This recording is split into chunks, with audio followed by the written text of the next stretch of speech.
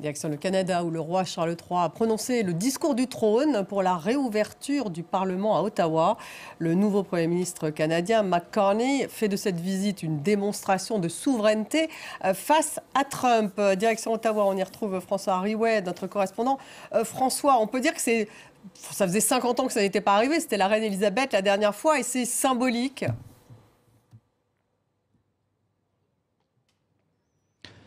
Symbolique et fort, et c'est d'ailleurs en reprenant les mots de sa mère, la reine Elisabeth II, les mots qu'elle avait prononcés devant le Parlement canadien il y a 70 ans lors de sa première prise de parole. Elle en avait fait deux. Aucune nation ne peut vivre en repli sur elle-même que le roi Charles III, qui pour sa 20e visite au Canada, mais la première en tant que souverain, monarque donc de ce pays du Commonwealth, s'est exprimé pour ce discours du trône qualifié d'historique par le cabinet du Premier ministre Mark Carney, fraîchement élu avec son gouvernement libéral à la suite donc de la démission de Justin Trudeau et de cette crise